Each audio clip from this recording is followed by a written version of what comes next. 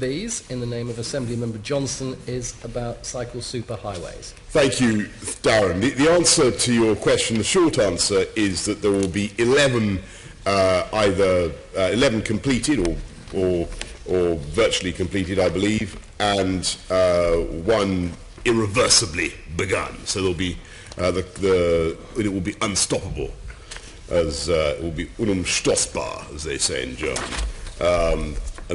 That will be. I can give you the list of those if you would like. No, that's okay. And no one doubts now that the quality of the new cycle superhighway plans that are coming forward compared to the original round. But in terms of actual completion, you are leaving an awful lot to the next mayor of London. Well, I think I've just explained to you that actually we'll do 11 out of 12, and if you know, I'm sure the next mayor of London will be a Conservative. But even if by some disaster, impossibly, there should be a mayor from some other party, it will not be beyond their powers, I would have thought, to complete one cycle superhighway. You know, if we have left that unfinished by 2016. CS1 and CS11 not due to be built by autumn 2016. The CS4 extensions not finished until 2017. The outer section of CS5 will be complete, but not the inner extension. So you are leaving quite a lot to the next mayor, aren't you? No, my information is that we're going to have delivered all except one by 2016. So I think you should rejoice.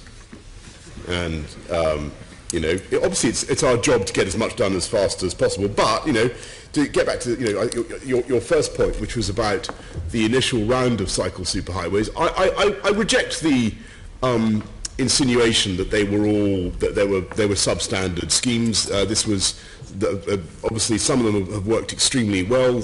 Others, CS2, we've had to revise and to improve.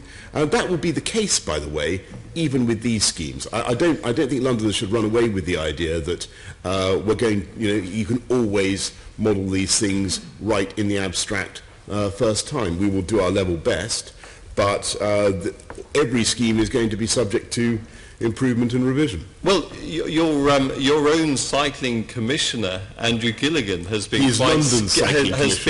quite scathing about some of the original cycle superhighways that were put in before he came. It is a feature of those arriving in office to not necessarily to be full of praise for everything that has gone before, and in order thereby to intensify the magnificence of their own achievements. That is a fact of human nature that we have to grapple with. But I differ from Andrew on that. I think that actually what we did with cycle superhighways was right, and I think that, you know, yes, you could improve them, and we are improving them, but there's a great legacy to build on. Well, you are redoing a number of sections of them, so that suggests that that you do concede there were major shortcomings with the original round of cycle superhighway. In a spirit of, I always approach these things in a spirit of absolute humility, because you can never be certain when you embark on an intervention in the roads whether it is actually going to work in the way that you think it is going to work. And people told me at the time. We had some of them working fantastically well.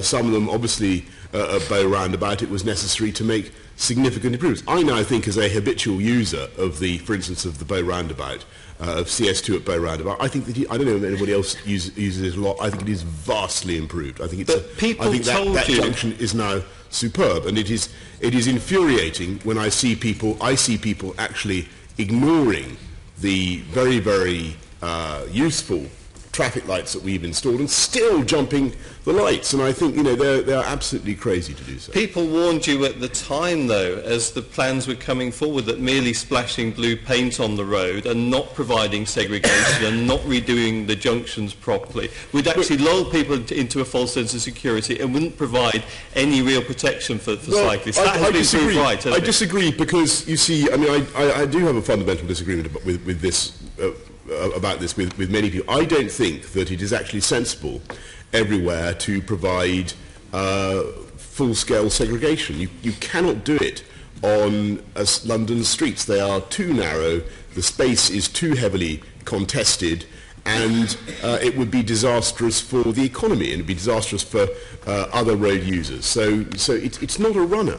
I don't despise the use of blue paint. I think that blue paint can actually make a huge psychological difference to the environment. It makes it clear to motorists. If it's done with other measures, yes. This is a place where they're going to find cyclists. And all I'm telling you is I just think that's it's a shot that we need to keep in our repertoire, because if you want to expand cycling in London, you're going to have to continue to be inventive in your ways. And then finally, huge numbers of cyclists have expressed deep concern about the chairing arrangements for TfL's finance committee, and the fact that the chairman of that committee, which will be making decisions on the funding for the cycle superhighways, is a senior director in one of the main companies that have been lobbying against the cycle superhighways. Surely there's a conflict of interest there. Well,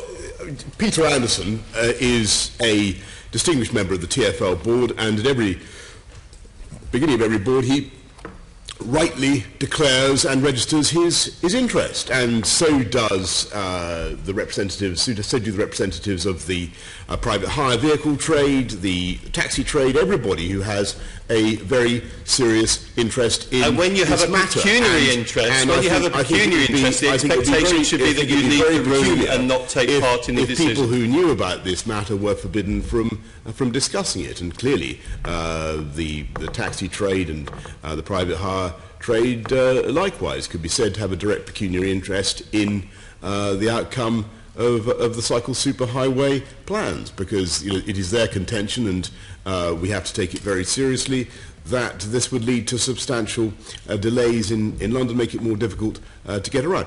We want a cycle superhighway, but we're going to have to get one that is optimal rather than maximalist, if I can. And it means one that Peter Anderson has to be happy with, then, clearly. Well, that's not necessarily the case, and it may be that into every life some rain must fall, Darren. That's the way it is.